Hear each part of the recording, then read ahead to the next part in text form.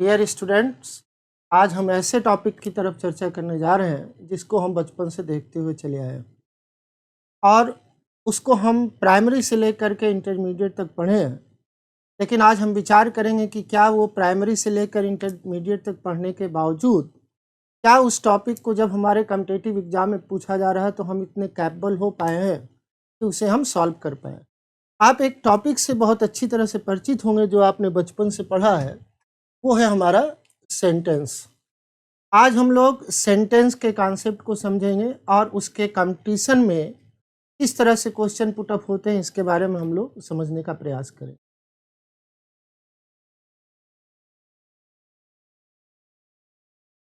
Sentence को हम लोग कॉन्सेप्ट को समझने से पहले मैं आपको बता दूं कि इससे कितने तरह के प्रश्न आपके एग्जाम में पूछे जाते हैं। पहला जो प्रश्न होता है जो छोटे छोटे एग्जाम में पूछे जाते हैं, जैसे आपका बीएड है, टेट है या और भी छोटे छोटे एग्जाम्स हैं, उसमें पहला प्रश्न पूछा जाता है rearrange the words to make meaningful sentences. मतलब कि शब्दों को इस तरह से आपको दिया है कि उसको आप रीअरेंज करके आप उसका एक मीनिंगफुल सेंटेंस बनाएं।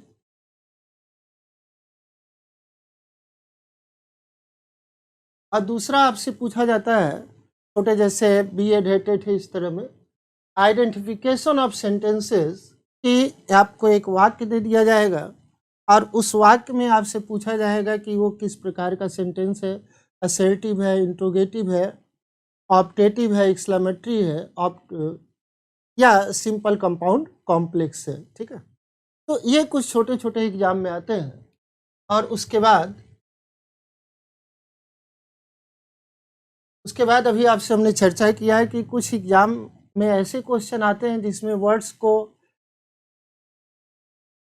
एक अव्यवस्थित क्रम में दे करके उसको रीअरेंज करने के लिए कहा जाता है कि आप उसको कुछ ऐसा कीजिए कि उसका एक मीनिंगफुल सेंटेंस निकल आए। जैसे हैज़ मेमोरी ही गुड ए, आपको कुछ ऐसा करना है कि ये एक मीनिंगफुल सेंटेंस बन जाए।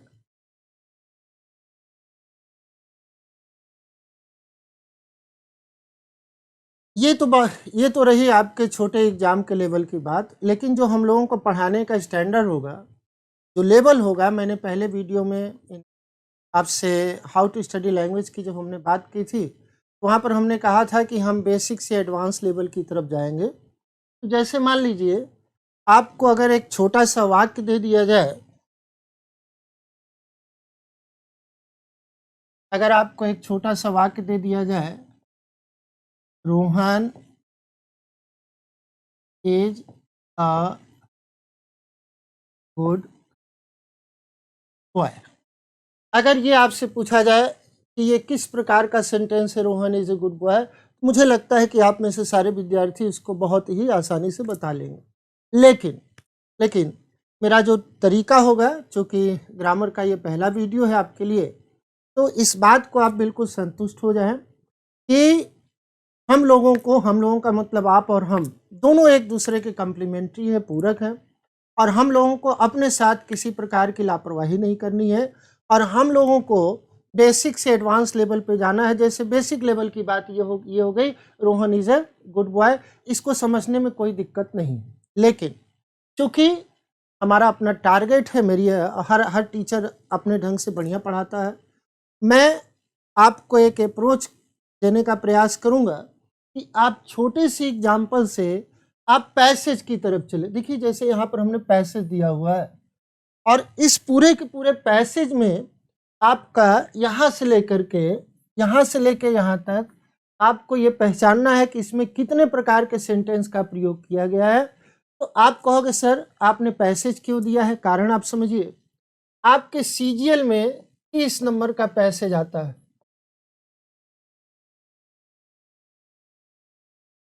तो ये जो पूरा का पूरा पैसेज है, जैसे your success, your failure, your influences, your whole life you carry with you and your thoughts are the determining factors in blessing will fall into your hands। ये पूरा का पूरा जितना आप देख रहे हैं यहाँ से लेके यहाँ तक, इस पूरे पैसेज में आपको आइडेंटिफाई करना पड़ेगा, पहचानना पड़ेगा कि कितने प्रकार के सेंटेंस का प्रयोग हुआ है। हमारा टारगेट ये रहेगा। इसके आगे हमको क्या देखना है?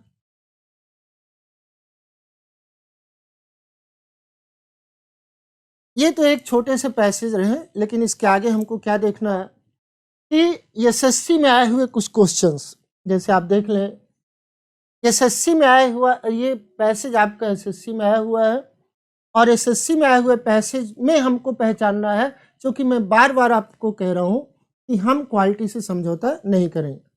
छोटा छोटा वाक्य लिख करके, छोटी छोटी बात लिख करके, जैसे अगर हम यहाँ पर लिख दें, हम where are you going, where are you going, तो इसको समझने में कहीं कोई दिक्कत नहीं है। आप हर हाई स्कूल का विद्यार्थी इसको समझ लेगा, लेकिन यहाँ तक हमको नहीं जाना है। हमको ये समझना है कि ये जो पूरा का पूरा पैसेज एसएससी का आया हुआ, उसमें हम कितने प्रकार का सेंटेंस को एग्जामिनर ने प्रयोग किया है, और उसको हम पहचानने का प्रयास करेंगे।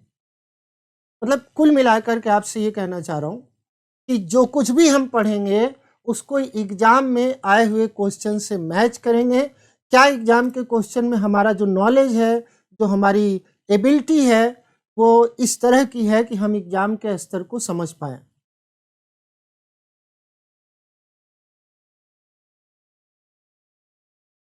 अब आइए मैं आपको दिखाता हूँ सीधे सीधे सेंटेंस से आए हुए क्वेश्चन को। मैं थोड़ा बोर्ड से हट रहा हूँ, आप इसका स्क्रीनशॉट ले लें। ये जो क्वेश्चन है, ये पूरा का पूरा ये कम्पिटिटिव क्वेश्चन है। ये कम्पिटिटिव क्वेश्चन है और ये आपके एग्जाम में आया हुआ है। जैसे मान लीजिए बचपन से आप पढ़ करके ये आगे बढ़ते हैं, सेंटेंस 4 प्रकार के होते हैं, कभी कभी कहीं कहीं किसी किताब में 5 दिया रहता है, ठीक है ना। असर्टिव हो गया, इंट्रोगेटिव हो गया, ऑप्टेटिव हो गया, एक्सक्लेमेटरी हो गया, कहीं कहीं जो है इम्परेटिव, ये सब 5 प्रकार के आप पढ़ते हैं, ठीक है ना। तो वहाँ पर हमको देखना पड़ेगा कि क्या हम उसको पढ़ने के बाद इस प्रकार के क्वेश्चन को सॉल्व करने में सक्षम हो पाए हैं।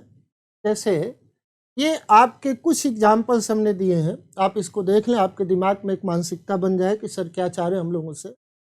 मैं ये चाह रहा हूँ कि जो कुछ भी आप पढ़ें, एकदम साफ साफ मैं आपसे कह रहा हूँ, जो कुछ भी आप पढ़ें उसका लेवल कम्पिटिटिव होना चाहिए, और पढ़ने के बाद आप इतने सक्षम हो पाए कि कंपटीशन के क्वेश्चन को सॉल्व कर लें, ठीक है। तो इस बात को आप ध्यान दीजिएगा, आप स्क्रीनशॉट ले लें।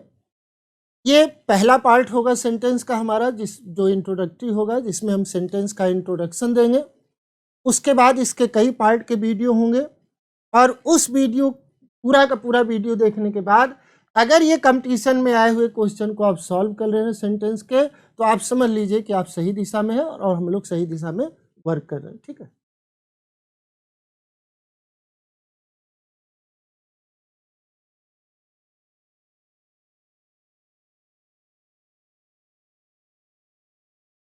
अब डियर स्टूडेंट्स, आइए हम लोग सेंटेंस को समझने का प्रयास करते हैं कि सेंटेंस क्या होता है। आज ये सेंटेंस पे हम लोगों का इंट्रोडक्टरी क्लास होगा, इस पे हम लोग इंट्रोडक्शन इसका देखेंगे, सेंटेंस क्या होता है, कैसे हम उसको पहचानते हैं सेंटेंस। इसमें कुछ पॉइंट्स हम लिख रहे हैं, उस बात को आप ध्यान दीजिएगा। जैसे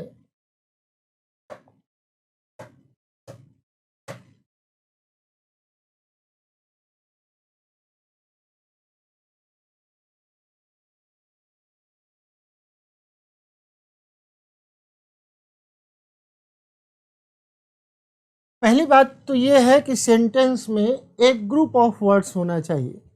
सेंटेंस होने के लिए जरूरी है कि वो ग्रुप ऑफ वर्ड्स हो, पहले इसकी शर्त है। कुछ पॉइंट है, आप इसको ध्यान दीजिएगा। नंबर 2, उसमें सब्जेक्ट होना चाहिए। सब्जेक्ट क्या होता है? अबाउट विच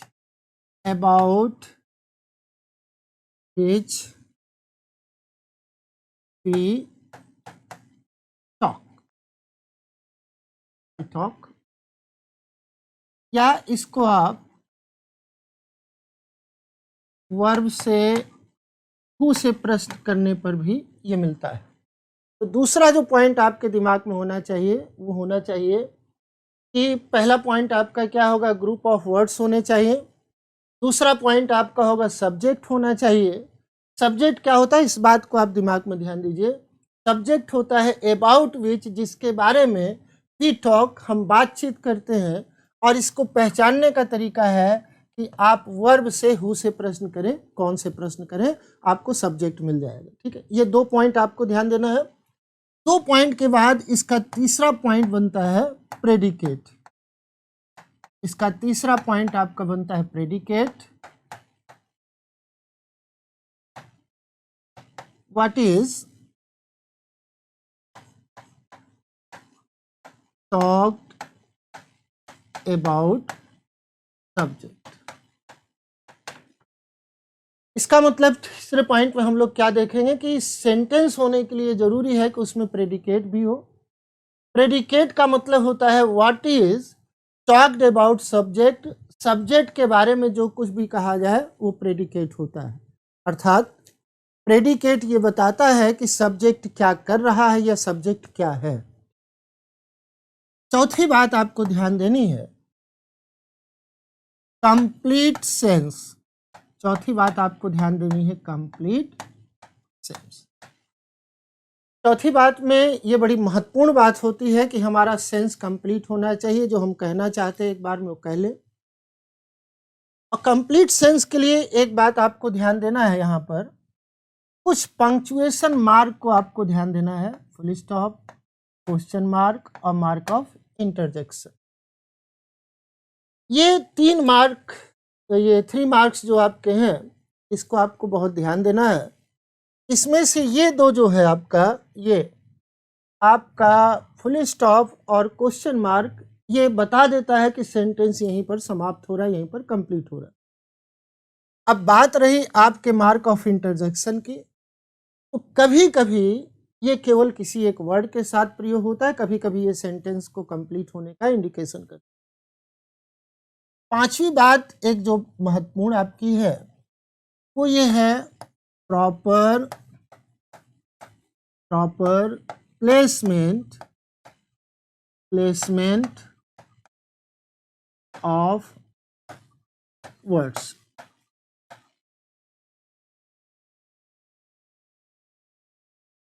पांचवी बात जो विद्यार्थियों में आपसे कहना चाहूंगा वो बात ध्यान दीजिएगा कि एक तरीका आप लोगों ने पहले पढ़ा होगा कि सेंटेंस की परिभाषा पढ़ ली, सेंटेंस की बात कर ली, लेकिन मैं यहाँ से आपको कुछ पॉइंट वाइज बात करना चाह रहा हूँ कि आप पॉइंट पे टारगेट कीजिए। ठीक है, और एक बात कि शायद आप में से काफ़ी लोग इस पे सहमत होंगे, आप कमेंट कीजिएगा।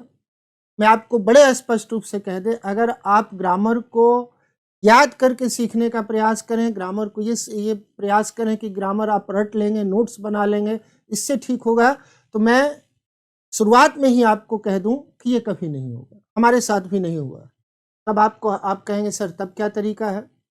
तरीका ये है कि आप ग्रामर को पढ़िए और ग्रामर के साथ आप कीजिए उसकी प्रैक्टिस। तो इसको भी हम 10 मिनट इसका डेफिनेशन इसके बाद पे हम बात करेंगे, और उसके बाद पूरे वीडियो के बाद इस पे हम आपसे प्रैक्टिस करवाएंगे। कहने का मतलब ये है कि हमारा पूरा का पूरा फोकस जो है वो 80% वो होगा प्रैक्टिस पे। 80% हमारा पूरा का पूरा फोकस प्रैक्टिस पे होगा। आप सहमत होंगे कि रोज रोज प्रैक्टिस करेंगे तब आपको आएगा। ठीक है, खैर आप इस 5 पॉइंट को एक बार फिर से देख लें, स्क्रीनशॉट आप ले लें। मैं फिर से एक बार आपको बता दूं यहाँ पर क्या क्या है। पहली चीज आपका है ग्रुप ऑफ वर्ड्स। सेंटेंस होने के लिए जरूरी है कि ग्रुप ऑफ वर्ड्स हो। ठीक है, ग्रुप ऑफ वर्ड्स है। दूसरी बात यहाँ पर ये जरूरी है सब्जेक्ट हो, सब्जेक्ट कर्ता हो। कर्ता का मतलब अबाउट विच वी टॉक, जिसके बारे में हम लोग बातचीत करते हैं, जिसके बारे में परिचर्चा की जाती है। अब सब्जेक्ट को हम पहचानने के लिए थोड़ा सा शॉर्ट ट्रिक है कि हम वर्ब से हु से प्रश्न करें तो हमारा सब्जेक्ट मिल जाता है। एक बात आपको ये देखनी है। तीसरी बात, इसमें प्रेडिकेट होना चाहिए, मतलब कुछ होना चाहिए जो सब्जेक्ट के बारे में जानकारी दे कि सब्जेक्ट कैसा है, सब्जेक्ट क्या कर रहा है, ये सब। चौथी बात, उसका कंप्लीट सेंस होना चाहिए। मतलब आप ग्रुप ऑफ वर्ड्स बना लिए, सब्जेक्ट भी हो गया, प्रेडिकेट भी हो गया, लेकिन अगर उसका सेंस सही नहीं है, वो अटपटा टाइप का है, वो गलत है, उसका सिचुएशन के हिसाब से वो इनकरेक्ट है, तो हमारा सेंटेंस नहीं होगा। और सेंस को कंप्लीट करने में इन दो चीज़ों का बहुत बड़ा रोल होता है, आपका फुल स्टॉप और क्वेश्चन मार्क। मैंने एक बात कही, मार्क ऑफ इंटरजेक्शन की, ये कभी कभी काम करता है, कभी कभी नहीं, उसको हम लोग आगे देखेंगे। पांचवी बात जो महत्वपूर्ण है वो ये है, इस पे मैं आपका ध्यान आकर्षित करूंगा, प्रॉपर प्लेसमेंट ऑफ वर्ड्स। इस बात को आप ध्यान दीजिएगा क्योंकि इसी पे चर्चा होगी। तो ये आपका है, इन 5 बिंदुओं को ध्यान दे करके आगे हम लोग पर चर्चा अब शुरू करें। ठीक, मुझे लगता है कि आप लोग इसका स्क्रीनशॉट ले लिए होंगे। अब हम लोग थोड़ा सा आगे बढ़ते हैं। तो फिर से एक बार हम कह दें, अब समाचार थोड़ा सा इंग्लिश में। My dear friends, if we have to identify the sentence and we have to give the definition of sentence, there may be 5 elements, 5 essential elements for the sentence. One is group of word, the second is subject, and the third is predicate, and the fourth one is complete sense, and the fifth one is proper placement of words. तो इसमें ये proper placement of words, इस बात को आप ध्यान दीजिएगा क्योंकि आगे इस पे हम काफ़ी चर्चा करेंगे। अब इसको हम हटा रहे हैं यहाँ से।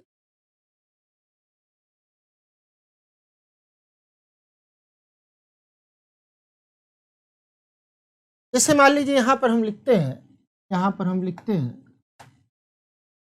The patient died. यहाँ पर हमने लिखा द पेशेंट डाइड, इसका मतलब हम किसकी बात कर रहे हैं? हम बात कर रहे हैं पेशेंट की, जो हमारा होगा सब्जेक्ट, और पेशेंट के बारे में बात कही गई कि वो डाइड हो गया, तो इसका मतलब ये हमारा क्या होगा? प्रेडिकेट। और ये ग्रुप ऑफ वर्ड्स है और इसका एक सेंस निकल के आ रहा है, तो ये हमारा क्या हो जाएगा? सेंटेंस। लेकिन अगर हम इसको इस तरह से लिखते हैं, द डाइड पेशेंट, तो ये हमारा सेंटेंस ना होता। कहने का मतलब क्या है? शब्दों का ऐसा समूह हो जिसमें सब्जेक्ट भी हो, प्रेडिकेट भी हो, और जिसका कुछ मीनिंग या सेंस निकलना चाहिए।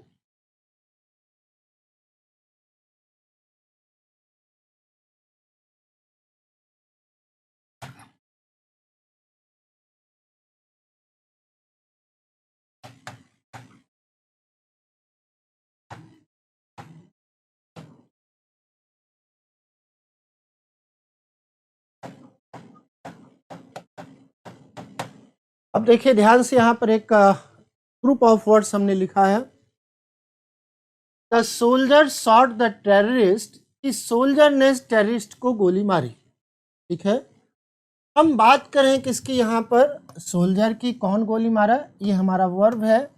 इस वर्ब से हमने प्रश्न किया कि कौन गोली मारा, तो सोल्जर ने गोली मारा। किसको गोली मारा? वो टेररिस्ट को गोली मारा, वो हमारा ऑब्जेक्ट हो गया।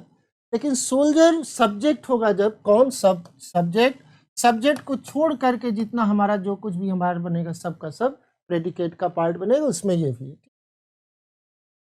अब एक आप विचार कीजिए, क्या इस चीज को, ये जो आपने ग्रुप ऑफ वर्ड्स लिखा है, इसको हम इस तरह से लिख सकते हैं क्या?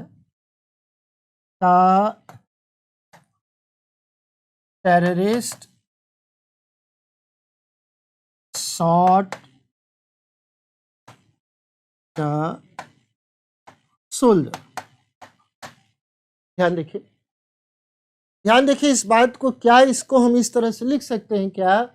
The terrorist shot the soldier, आतंकवादी ने सैनिक को गोली मारी। दोनों संभावनाएं हैं।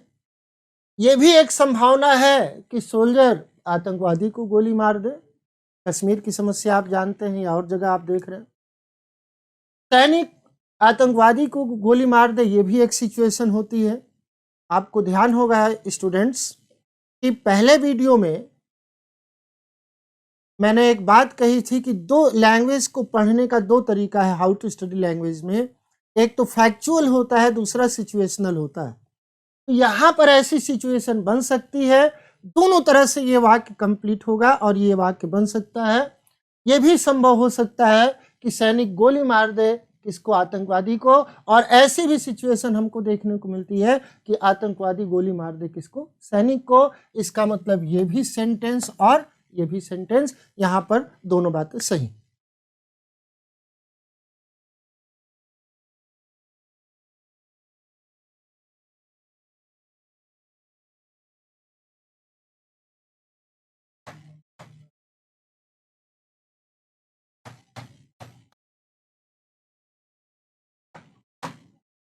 अब ध्यान दीजिएगा, एक बड़ा इंटरेस्टिंग सेंटेंस हमने लिखा है, ग्रुप ऑफ वर्ड्स वहां पर दिया है।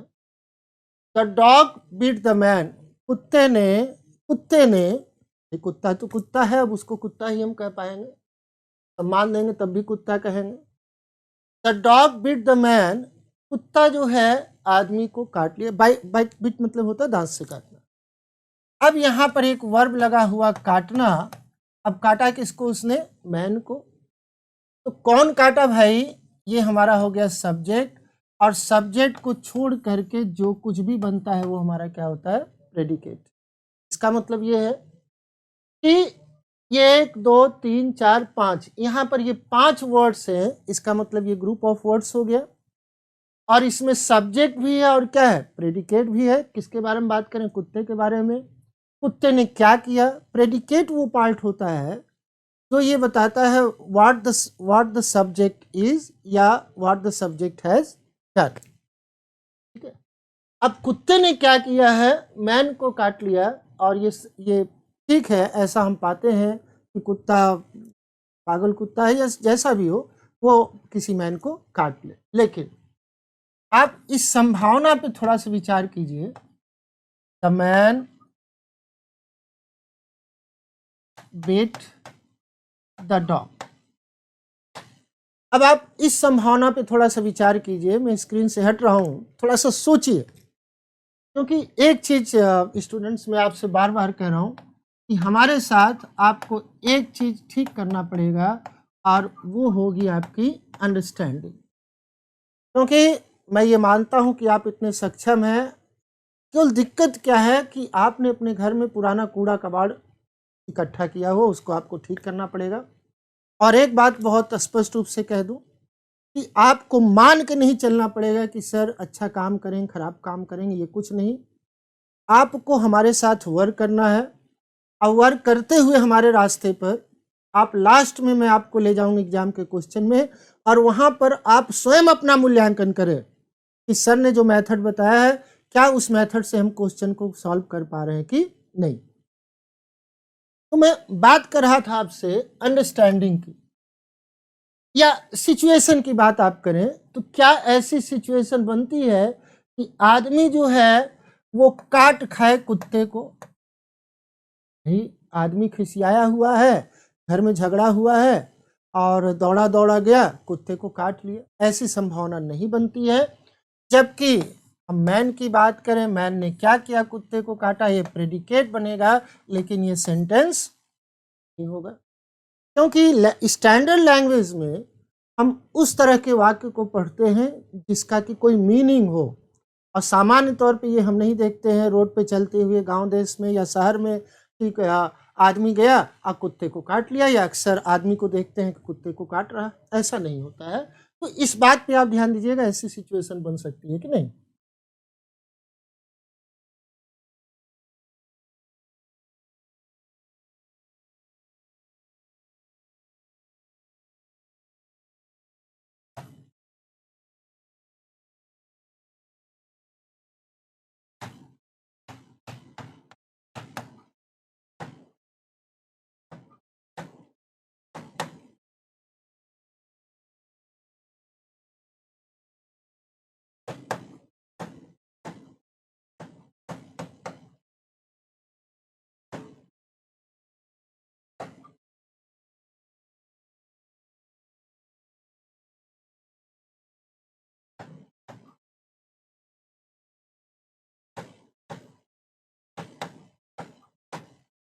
ये हमारा चौथा सेंटेंस है, the competitive student is solving the complicated question. यहाँ पर हमने दिया है कि एक प्रतियोगी छात्र जो है, कॉम्पिटिटिव स्टूडेंट प्रतियोगी छात्र जो आप है ना, तो competitive student is solving the complicated question.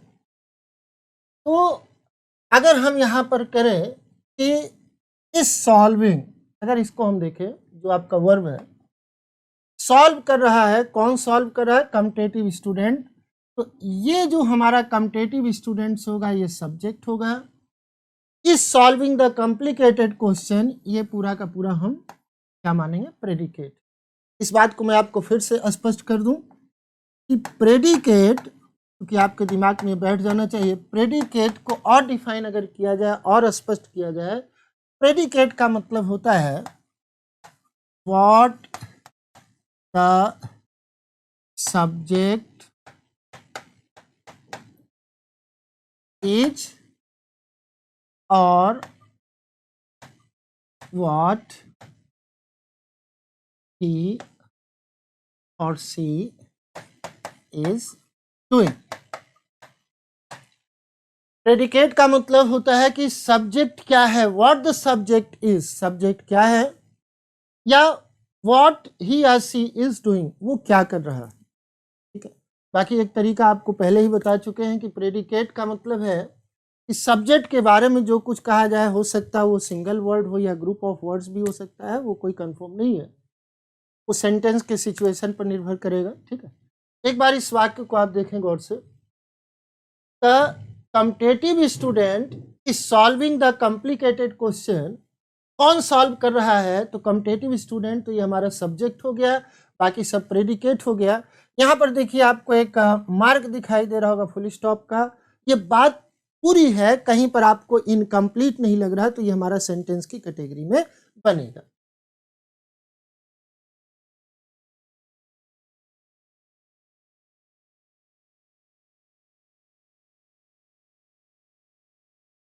एक सेंटेंस और लेते हम लोग,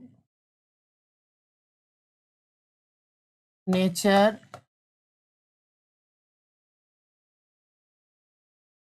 द ब्यूटी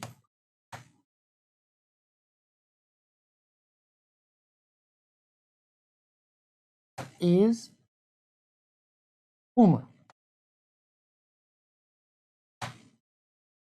अब थोड़ा सा मैं आपसे कहूंगा कि ये ग्रुप ऑफ वर्ड्स है और यहाँ पर हमने फुल स्टॉप भी लगाया है। अब आप थोड़ा सा अपनी अंडरस्टैंडिंग को ठीक करके, आप अपनी अंडरस्टैंडिंग को ठीक करके, अंडरस्टैंडिंग को ठीक करके आप इसको कुछ इस तरह से बनाइए कि इसका एक मीनिंगफुल सेंटेंस निकल जाए, एक मीनिंग निकल जाए। ठीक है, ध्यान देखिए, मैं पढ़ दे रहा हूँ फिर से, nature the beauty is woman. और एक चीज यहां पर थोड़ा सॉरी छूट गया, ऑफ।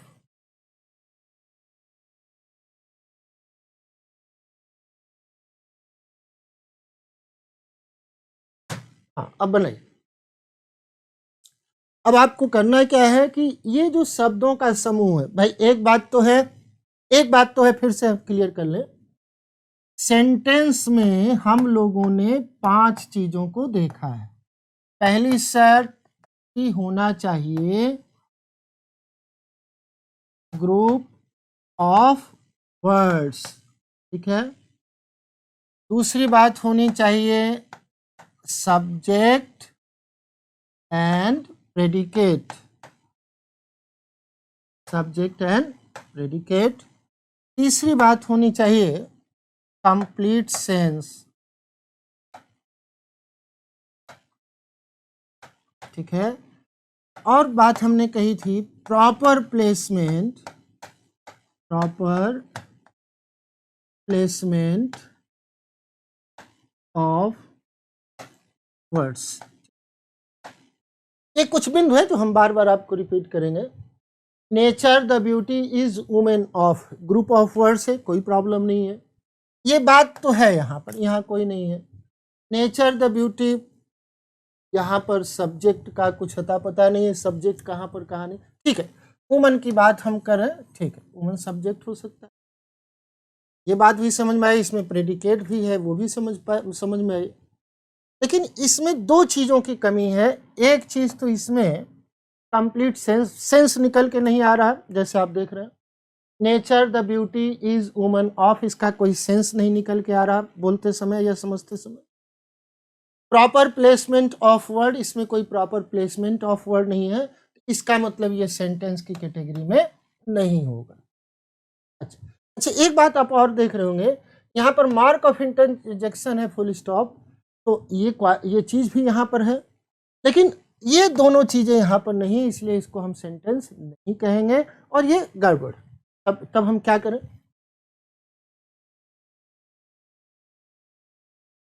अगर इसको हम लोग इस तरह से कह दें, woman is the beauty of nature, ये अब ध्यान से देखिए आप, अब यहां पर हमने क्या कर दिया है कि हमने ये कह दिया है कि woman is the beauty of nature, महिला प्रकृति का सौंदर्य है। और मुझे विश्वास है आप में से जितने युवा विद्यार्थी होंगे, पुरुष विद्यार्थी युवा जो है, उनको कोई आपत्ति नहीं है, कहें आप ये शिकायत कर सकते हैं कि सर पुरुष क्यों प्रकृति का सौंदर्य नहीं है, तो आप सौंदर्य बन जाइए, आप सुंदर बन जाइए, उसमें हमें कोई आपत्ति नहीं है, मुझे कोई दुख नहीं है।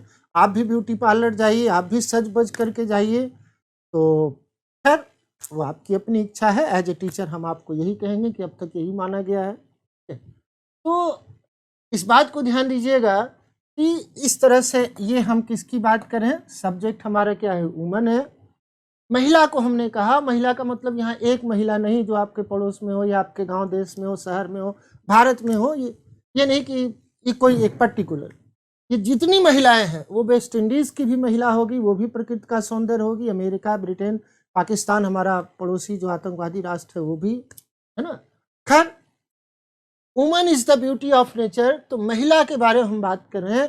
महिला क्या है, महिला ने क्या किया, महिला के बारे में हम कहें is the beauty of nature, ये हमारा प्रेडिकेट है। आइए एक बार फिर से देखें, वुमन सब्जेक्ट, ये ग्रुप ऑफ वर्ड्स हो गया, एक woman is the beauty of nature, ये हमारा ग्रुप ऑफ वर्ड्स हो गया, और इसमें एक सब्जेक्ट हो गया जिसकी हम बात करें, महिला के बारे में बात की है। महिला क्या है, महिला को हमने क्या कहा, is the beauty of nature, तो ये प्रेडिकेट हो गया, और इसका एक सेंस निकल के आ रहा है, और यहाँ पर हमको एक ये निशान भी दिखाई दे रहा है, मार्क भी दिखाई दे रहा है, तो ये हमारा सेंटेंस की कैटेगरी में आ जाएगा।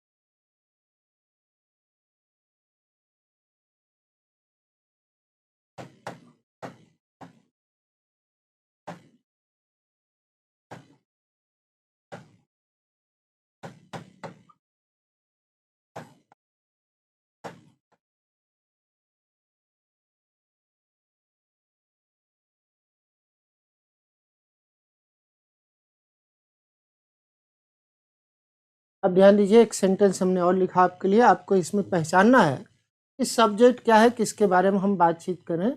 एक सेकंड के लिए मैं स्क्रीन से हट रहा हूं, आप थोड़ा सा पहचानें।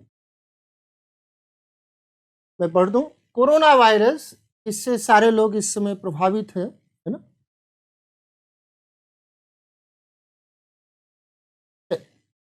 अब मुझे लगता है कि आप इस चीज को समझ गए होंगे। तो हम बात किसके बारे में करें, कोरोना वायरस के बारे में बात करें, और कोरोना वायरस ने क्या किया या क्या है वो, हैज कॉज्ड, कारण बन चुका है किसका, millions of death, millions of death,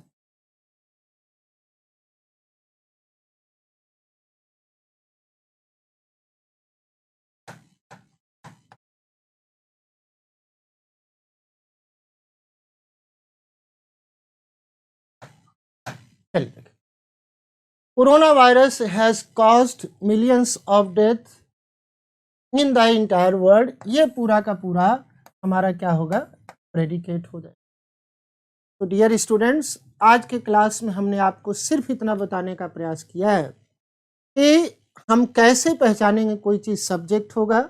फिर एक बार मैं कंक्लूड करता हूँ। ग्रुप ऑफ वर्ड्स, शब्दों का समूह होगा, ठीक है, उसमें सब्जेक्ट होगा और प्रेडिकेट होगा और उसका एक कंप्लीट सेंस होगा। और सामान्य तौर पे आप ध्यान दीजिएगा कि उसमें ये दो चिन्ह जरूर दिखाई देंगे, यहाँ तक कंप्लीट माना जाएगा, ठीक है, यहाँ तक कंप्लीट माना जाएगा। लेकिन इस बात पे आप बिल्कुल मत ध्यान दीजिएगा कि ये मार्क दिखाई दे तो कंप्लीट सेंस हो जाएगा, ऐसा नहीं है। हाँ, सेंटेंस वहाँ तक है, वहाँ पर बात कंप्लीट हो रही है, लेकिन सेंस कंप्लीट है कि नहीं ये बात नहीं। जैसे मैं आपको बड़ा खूबसूरत एग्जाम्पल दूँ। आप में किसी का नाम रोहन हो तो नाराज मत होइएगा। रोहन इज अ ब्यूटीफुल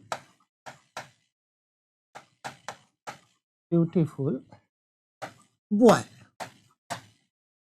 अब इसको आप देख लीजिए, स्क्रीन पे है, Rohan is a beautiful boy. Rohan एक खूबसूरत लड़का है। यहाँ पर आपने फुल स्टॉप का प्रयोग किया है।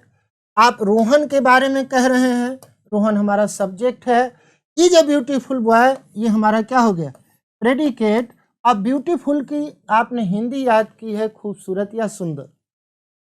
अब यहाँ पर सब कुछ ठीक है, लेकिन एक गड़बड़ी है। आप ध्यान दीजिए, मैं आपको फिर ले चलूं।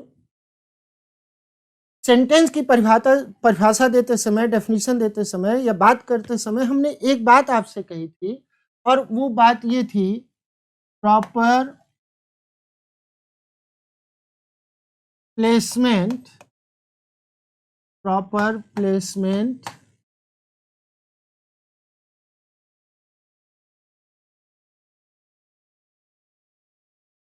Of word. इस बात को आप ध्यान दीजिए। यहाँ पर हमने एक बात आपसे कही थी कि सेंटेंस होने के लिए जरूरी है कि शब्दों का उचित प्रयोग किया जाए। अगर शब्द गलत ढंग से प्रयोग किए हैं तब इसका मतलब वो हमारा सेंटेंस नहीं होगा, उसमें वो गड़बड़ी है, वो एरर माना जाएगा। इसका मतलब ये सेंटेंस की कैटेगरी में नहीं आएगा। इसमें गड़बड़ी है, और गड़बड़ी ये है, इसका कंप्लीट सेंस नहीं है, कोई चीज़ हमको खटक रही, इनकम्प्लीट लग रही।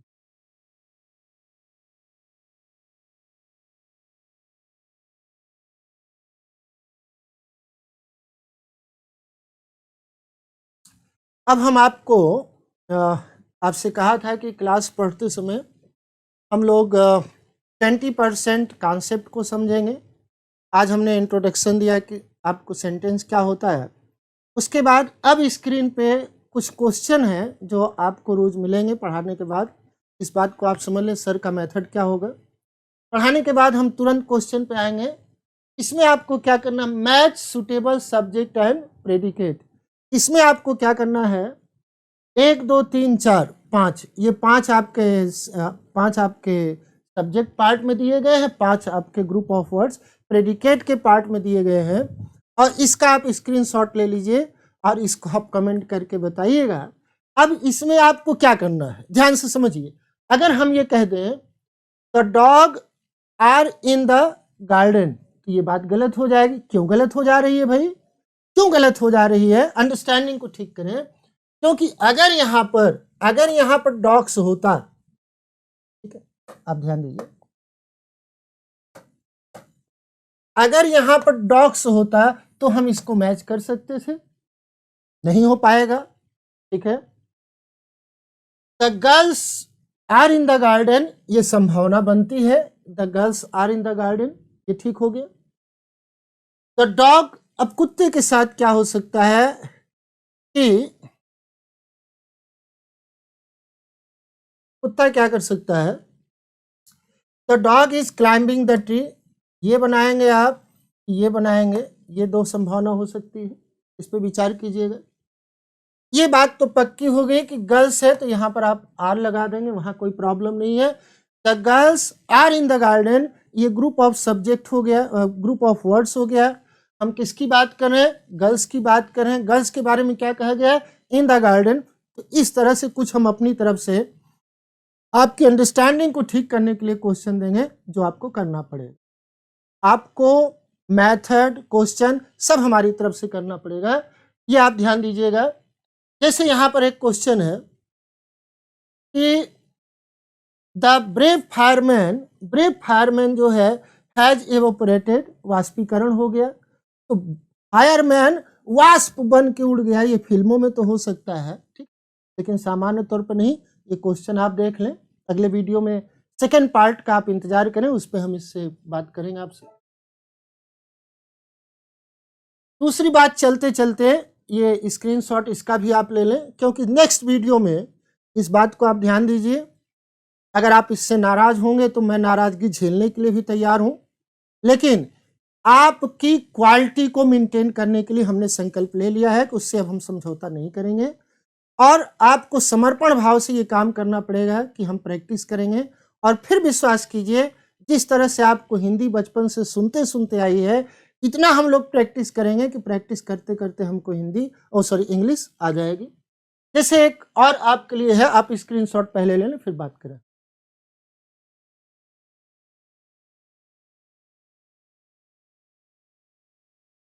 हमको लगता है कि आप स्क्रीनशॉट ले लिए होंगे। अब यहाँ पर क्या करना है आपको, ये सेकंड वीडियो में हम इस पे चर्चा करेंगे क्वेश्चन पे।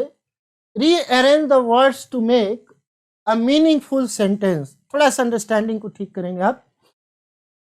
जैसे the shot criminal the police, ये दिया गया है यहाँ पर दिया गया है शॉट का मतलब गोली मारना होता है, क्रिमिनल द पुलिस। अब इसके सिचुएशन को आप देखें, एक मैं इंडिकेट कर दे रहा हूं। क्या ये संभव है, ये भी संभव है कि द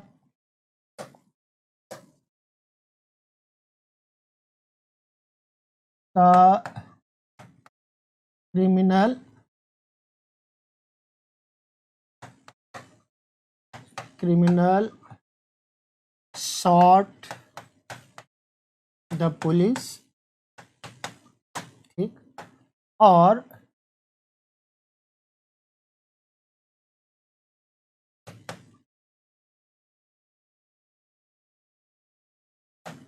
the police